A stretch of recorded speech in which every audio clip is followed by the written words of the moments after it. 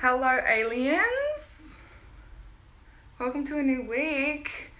This is the Oracle Guidance drop-in for you, and it is quick and dirty today because I've already sat in ceremony this morning and pulled the card for the Oracle Guidance for the week to communicate such a punchy, potent message for so many of you spirited seekers. And I know, hands fucking down, you will resonate with this. So I will deliver it really quickly and succinctly because at the end of the day, the very message of this card is to stop looking for so much, to stop consuming so much, to stop seeking so much and getting somewhere else other than where you are. So let's dive into this week's weekly Oracle Guidance card. Now, we're using the Archetypes deck by Kim Kranz, otherwise known as the Wild Unknown. It's a circular deck and it is so very sexy. It's just cosmic as hell. Look at the artwork. I fucking love this deck. If you can get your hands on any of her work, she is amazing. Kim Kranz is the artist and designer and the writer of this deck. So we're working with the archetypes. And the reason why I felt really called to the archetypes this week was that it wasn't a message from outside of me. It was more like a persona that I had to slip on like a cape, you know? And so as I put my kimono on this morning, I imbued the kimono with the intention. Okay, my Wi-Fi might cut out a few times because it's extremely windy here today, so please stay on the line. So good to see you, Cass. Lorita, Brit, yummy. So, working with the archetype this week made me feel like I could actually use this information and implement it and integrate it into my being. So I want you to hear this message not just with your ears or with your mind, but let it enter into your field and penetrate you. Really receive the message of this card because it's a fucking game changer, especially for the Spirited Seeker Collective, because I know you so deeply, so well, because I am you. And this card offers a big sense of relief and release to enter into receivership. And in receivership is when we manifest successfully. You know, so much of my work is about conscious creation. And if we're trying and pushing and forcing and thinking and working, we're actually blocking the very manifestation that we're calling in. So this card could not be better. So my invitation to you is, again, let this land with you on a cellular level and let this card kind of be a contemplation for the week. So every day, maybe find yourself in a quiet moment and kind of ponder it, contemplate it, think about it. Just like roll it around your tongue and your mind and let it have its way with you. So the card that we've pulled this week, and I had you in mind in my ceremony this morning, which is why we didn't have to do it right here and now. And out of curiosity, before I do reveal the card, what is everybody hoping for this week? What are you wishing for? What are you wanting to create? What do you need more of? What's like hot on your heart to call in to manifestation? You can tell me in emojis, you can tell me in a comment, but just use the comment box below if you're watching this live or later on IGTV and tell me, harness the energy of your declaration and intention and tell me, this week I manifest, fill in the blank. This week I'm calling in, fill in the blank. Today I am evoking and intending, fill in the blank. Yeah, I dare you, I double dare you. The answer to that question for me is embracing the mystery and seeing the magic in the mundane. Yeah, embracing the mystery and seeing the mundane as magical. Because life is pretty similar for me day in, day out at the moment. But when we see it with new eyes, we collect evidence of different information, right? Beautiful. Rest, readiness, freedom. Tell me more. Okay, so this card, is the riddle. Now just tell me in the comments, what's your first response to this card? Does your body retract, contract? Do you feel a little hesitation? Are you like, what's going on here? This is kind of interesting. The riddle asks us to stop trying so hard. Biggest exhale ever, right? Stop trying so hard to figure it all out. Stop trying so hard to get to the answer, to get to the end line or to the finish line or to the mountain peak. Stop trying to understand what is happening in the world or even on a personal level right now, because your life might be being totally upheavaled, because there is no intellectual way that you can understand this time.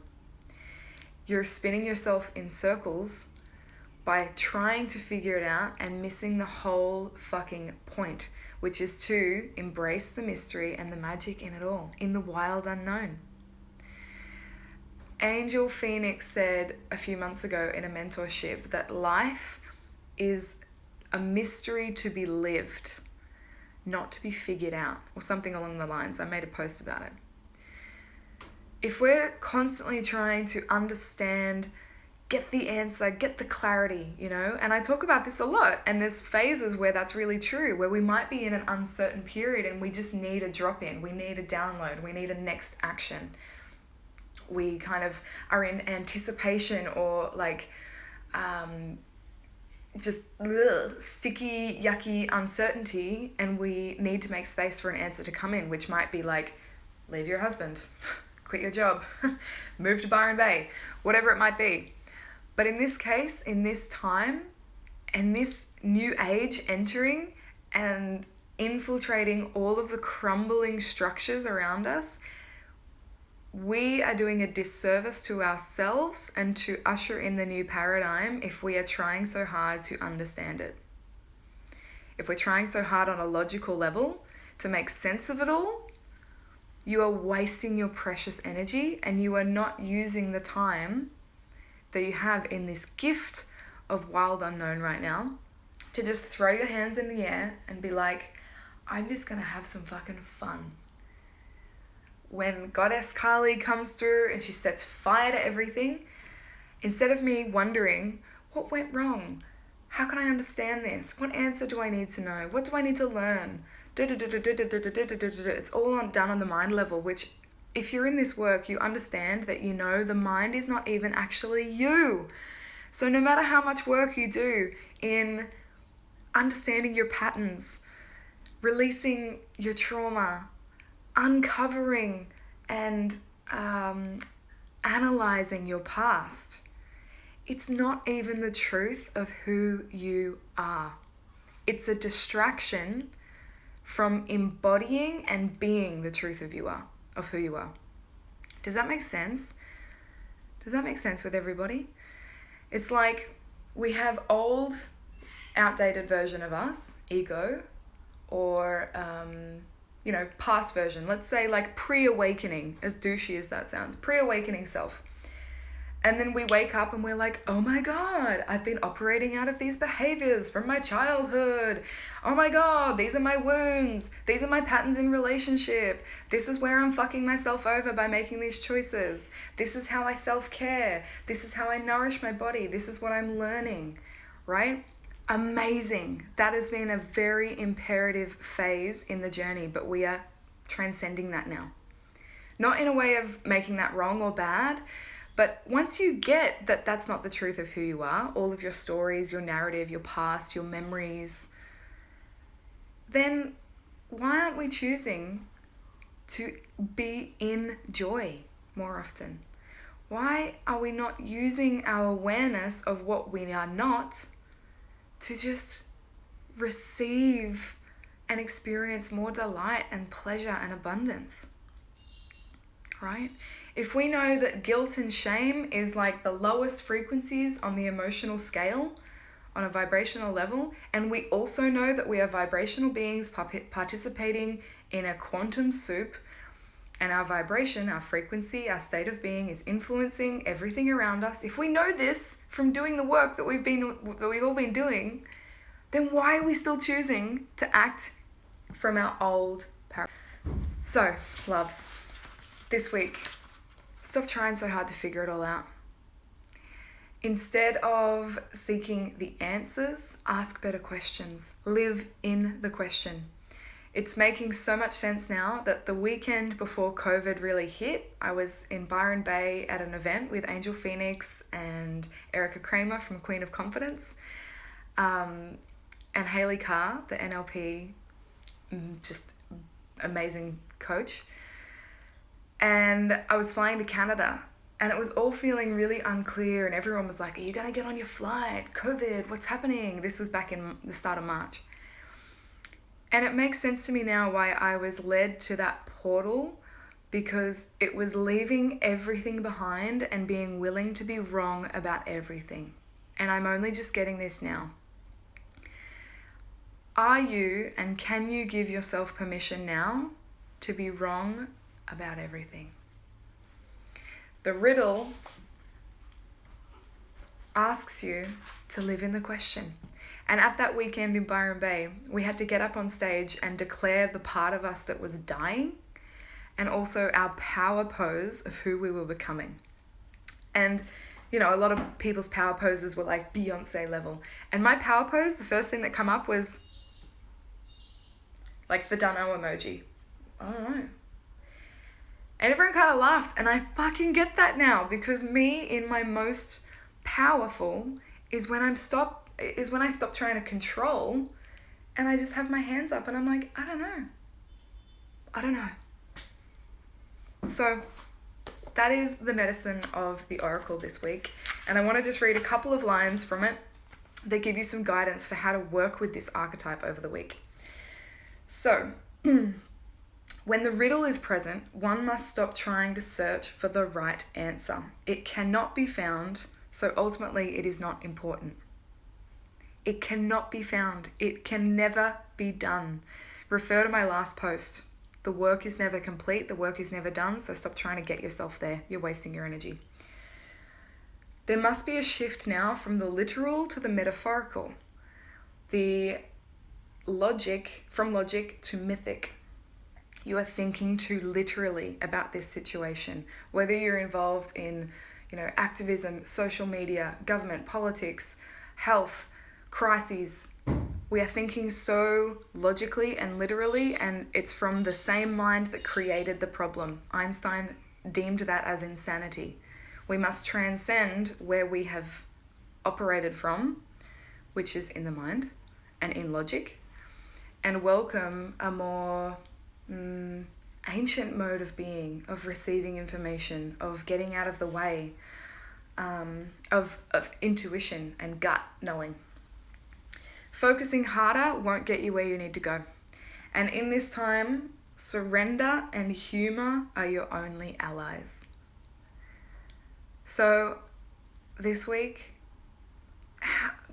direct your focus as you wake up in the morning to collecting evidence of delight, collecting evidence of joy, collecting evidence of magic, and just open that perception to not having to figure it all out. Walk around as the done emoji. I don't know. How are you doing? What are you working through? I don't know. What do you think's going to happen after all this? I don't know. Where do you think this is all going? I don't know. And just relax into the relief of that. That there's nothing that you need to do or figure out. For now, get comfortable with the limitations of your intellect and the reality of not knowing. Because the not knowing, the wild unknown, is the only reality there really ever is. Thank you so much for tuning in, everybody. I hope that message landed with you. This will be reposted on YouTube and on IGTV, so if you feel it really resonated, I would absolutely adore for you to tag some humans that also need to hear this message, or to be reminded to stop trying so hard, to relax and surrender into the flow of life rather than fucking forcing and resisting against it. And I've also got my next new moon cacao ceremony coming up July 20th. That's Australian Eastern Standard Time, so it's the 19th for those of you in other places, like in America. And yeah, there's so many exciting things happening with cacao at the moment. These ceremonies will stretch out to 1 hour, so we really have a lot of time and space to journey quite deep. Oh, thank you. I'm so glad that this resonates. Yummy! And yeah, I would love to see you there. If you're curious about cacao, I do offer a ceremonial subscription that gives you access to 3 ceremonies to really anchor in the relationship with cacao. But if that feels like, ooh, I don't know, you can still attend a single ceremony, and it's all in the link in my bio and on my website to attend. So I would love to see you there and welcome you into that space. And have an awesome week not knowing what the fuck is going on. I love you so much.